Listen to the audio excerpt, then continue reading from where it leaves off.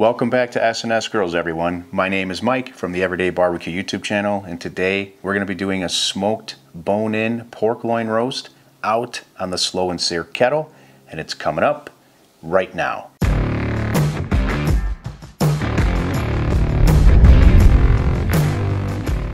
Once again, welcome back to the channel, everyone. We really appreciate all your support, and if you're not subscribed to the channel yet, consider doing so by hitting that button down there. And don't forget to click the bell to turn on all notifications so you don't miss out on any of the great recipes that we're putting out. Now, I had my butcher cut this pork loin roast for me. He even went ahead and twined it.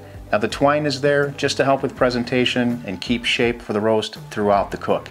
You can do it or you cannot do it. The choice is yours. Now, I did not have to do any trimming on this roast today. The fat side of this was nice and thin, and on this pork roast, that fat side is so delectable. So we're gonna go ahead and leave that. If you happen to get one that has a thicker fat side, you may decide to trim that down just a little bit, but remember, it's really delicious in the end. Now, a bone-in pork loin roast is one of those cuts of meat that's more on the inexpensive side, but there's some things that we can do to make this taste a lot more expensive than it is.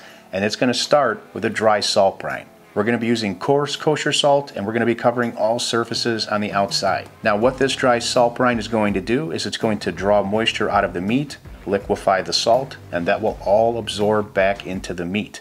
That will denature the proteins, and it will help tenderize the meat, and it will also provide a nice flavor through and through this entire roast when it's time to serve. So cover it generously. The equation is 1/2 teaspoon per pound if you're using kosher salt. If you're going to use table salt, it's 1/4 teaspoon per pound.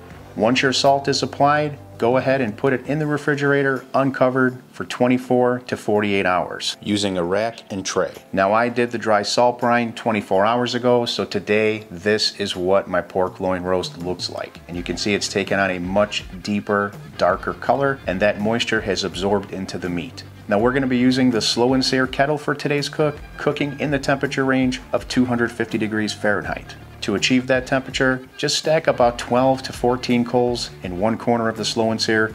Use your fire starter, allow those coals to go ahead and get lit. Once they're lit, place the lid on the cooker, open your vents fully, and allow the cooker to come up to temperature. Now, for my lower vent, I'll be using the smoke hole today because it helps me to really dial in precise temperatures on those low and slows. I'll be monitoring temperatures today with the SNS 500 remote thermometer that I did run through the probe port of the Slow N Sear Kettle. Once you get to within about 75 or 100 degrees of your target temperature, begin choking back those vents until you get it dialed in right at that 250 degrees Fahrenheit. Now, if you're a little higher or a little lower, it's okay. Just keep it in that 250 range. This is going to assure even cooking and a better result in the end. I have my drip-in griddle in place to make cleanup for this cook really easy. And I do have the water reservoir in the Slow N Sear, but we're not going to be cooking with water today. Now, my temperatures are dialed in on the cooker already, and here's what my final vent settings look like. Keep in mind that there are a lot of variables with this, so yours may be slightly different. Now, once your temperatures are dialed in, go ahead and fill the remainder of the Slow N Sear with unlit coal. You can add a chunk of wood at this point if you want to. Hickory is a really good choice for pork. So our roast is brined, our cooker's ready to go. Now we just need to get this seasoned up. And today I'm going to be using a combination of our two rubs, the Not Just for Beef rub and the Rockies rub. First, we're going to apply a nice coat of olive oil to the outside to help our rub stick. So we're just going to go ahead and brush that on.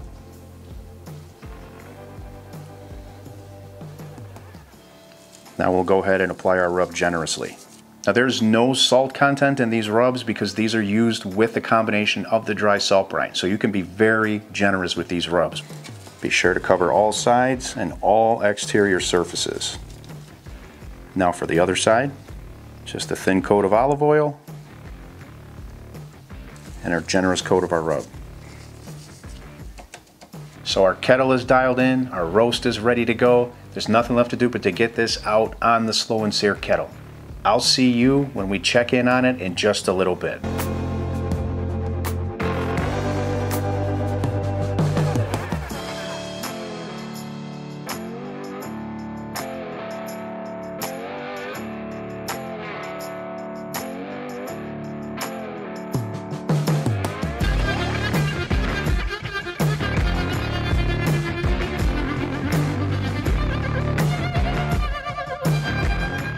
Okay, it has been exactly 1 hour and our roast just broke through 90 degrees Fahrenheit. Let's take a look at it. Okay, so this cook's coming along perfectly. Now you can see we've got some beautiful crust forming on the outside here. This roast is about 4.5 to 5 pounds, so I expect this to take maybe another hour before we hit our searing temperature. And what we're gonna be looking for is a temperature of about 133 to 135 Fahrenheit internal. From there, we're gonna hit it with a quick sear before we rest it, slice it, and serve it. So for now, we're just gonna kick back, relax, enjoy the outdoors, enjoy the beautiful smells coming off of this cooker, and I'll see you when we hit those target temperatures.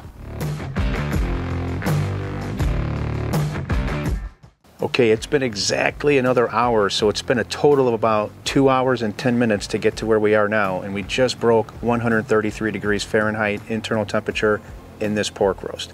So we're gonna go ahead and pull this lid and show you what it looks like. It's beautiful and it smells incredible over here. So what I'm gonna do now is go ahead and stir up these coals and then give this a quick sear on each side. Then we'll get it inside, rest it, slice it, and serve it up.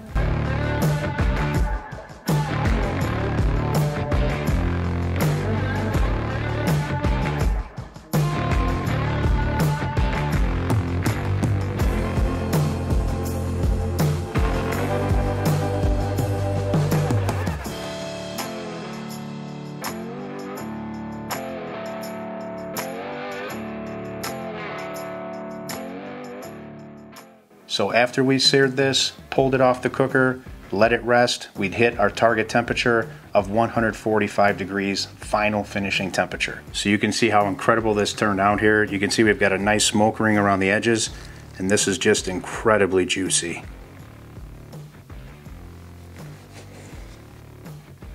Nice color on the outside, perfect texture.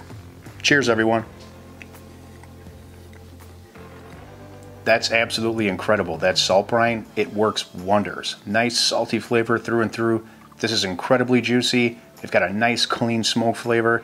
And I would put this up against just about any other dish that you would serve for a nice feast or gathering. So I've got a juice avalanche here on this board. I'm gonna go ahead and wrap this video up and share this with some of the people here. So don't forget, till next time, 2 zones are better than 1. And I'll see you on the next video.